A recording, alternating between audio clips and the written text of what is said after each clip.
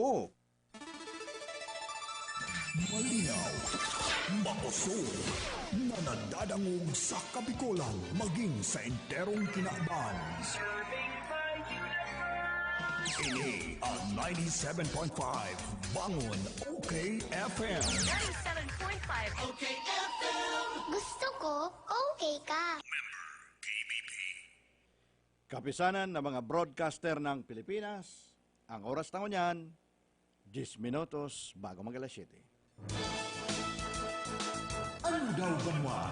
Ang pagdisarulyar ka ng ingenot na isyu kan aldaw. Ang pagkuha kan pulso kan banwaan. Digdi sa programang Ano daw banwan? Sa 97.5 Bangon OK FM. Diyos maray na aldaw po sa Saindo Gabos. Ini po si Ervin Borja sa programang Ano daw banwaan? Mga tugang, ining nagkapirang aldaw, kita po nariribungan. Dahil habang hinahalata ang pag-abot kan mga pig-order na ining vaksin sa COVID,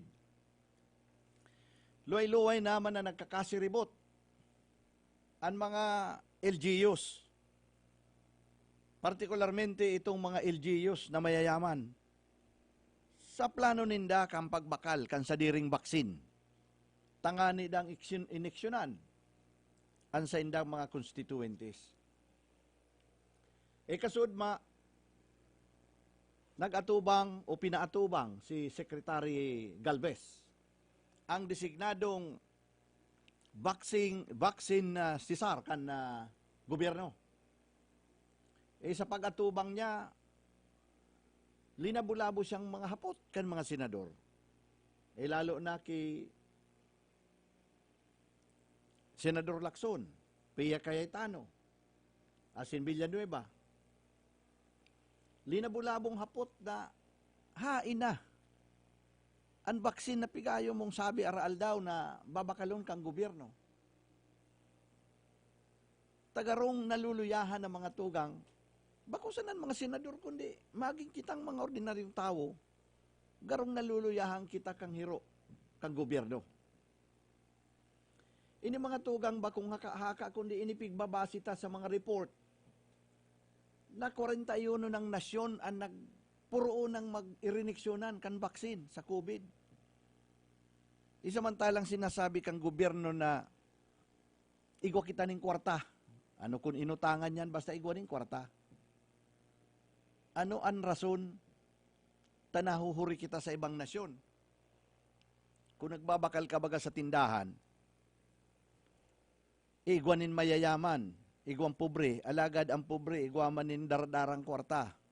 Ano kung inutangan? Iday ka mang papahalion sa linya, kung mabilis ka, may pambayad ka nga ni.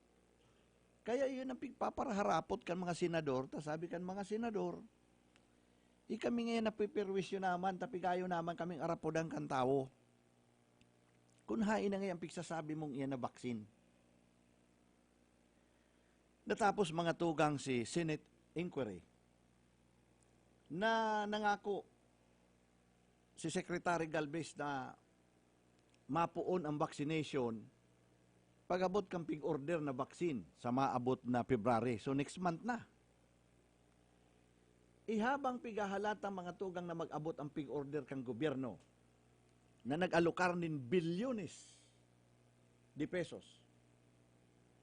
Inagdadakol naman ang mga LGUs na nagpahayag na maalokar. O nag-alokar na nin budget para magbakalmanin sa diring baksin para sa saindang mga constituentes. Ang problema kung minsan sa ginigibong presentasyon kan mga alkalde, para makumbinser ang tao kan sa indang plano na magbakal nin sa diring baksin. Kung minsan, dahil man siguro pigtutuyo, pero natatatsaran ang mga baksin na binakal o babakalon kana national government. An iba na baksin na mahali sa China, kung minsan, natatatsaran pa. Ano nga ka mo, gusto nindong iyan ang iiniksyon sa Indo. Na ining mga komentaryong ini, Lalo mga tugang nagpapalala sa pagkumbinser sa tao na magpa-iniksyon kang COVID pag-abot kan baksin na ini. Nagpapawara nin tiwala, nagpapaluyan nin tiwala. As in, sigun nga ni, sa survey, sa mga Pilipino, 50% sana sa satuya ang nagugusto na magpa-iniksyon. Iyan 50% nagduduwa-duwa sa pagpa-iniksyon ng COVID vaccine. Ikay po ang kumbinsiron tata ang target. At least 60-70% kan mga tao mainiksyonan. Mga tugang sa mga nahihilintang ini na mga kasiributan. Maging sa mag-national o local na leaders, nagkapirang kahaputan ang nabibilog sa satuyang isip. Kung dai magkaigwang maray na koordinasyon ang national o local government sa pagbakal nin baksin, dai daw magkaigwang duplication sa pag-alukar ning kwarta sa pagbakal nin baksin. Isay mananggad sa sainda, sa national o sa local government, ang maalukar ning budget para sa frontliners, sa police, indigent senior citizens, indigent population. Tada baka magkaigwang kariribuhan, dakol na baksin ang masayang. Ang sabi ka ni spokesman Kamalakanyang kasuugma, dahil ka mo magpirili kung ano ang baksin na is tutudok sa indo. Alagad piksasabi man na dahil man ini mandatory, si habo dahil man pipiriton. Ikun mabakal man ang lokal na gobyerno, baka magabot ang aldaw, ang tao magpili, magsabi na, ay dahil na nga ko dyan sa nag-arabot na yan na baksinali sa national government, di na nga ko sa binakal ni Mayor, ta mga maray daang ini, pag-abot niya sa pagiging epektibo, mas epektibo da nga ini. Saka ini nga yung nag-arabot haling national government, napigi-iniksyon dyan sa barangay, ihali sa China. Ay araw man mentalidad ng Pilipino, paghaling China, maluya. Kung mga tugang sa kasiributan na ini, ano ta sirisiribot na ngunyan ang mga LGUs pagbakal kan sa diri nindang baksin? Isa sa tuyang paghalat kaining maarabot na baksin na pig-order ginastusan kan national government, igwa na lamang kitang listahan kan mga frontliners, indigent senior citizens, mga tios na residentes, na iyo ang iirinuto na dapat iyo tulos ang asikasuhon kan mga lokal na gobyerno. Ano ta imbis na inimunan inuton ang sinisiributan ang pagbakal tulos din sa diring baksin? Mga tugang dahil man kita po nagsasahot. Alagad dapat siguro kitang maging marigmat sa tahaw kan kasiributan na ini. Baka pagtiribuasan may mga opisyalis kan gobyerno na ma-overdose lugod kan makuko ang komisyon sa programang COVID vaccination.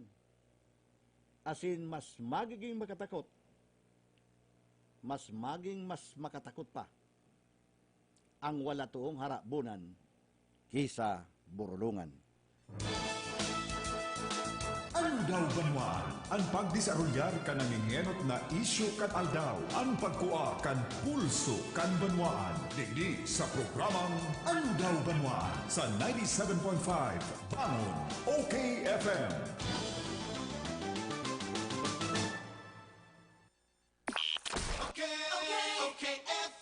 Gusto ko, okay ka. May malaking discount sa inyong volume purchase kahit saan sa kanilang 3 branches.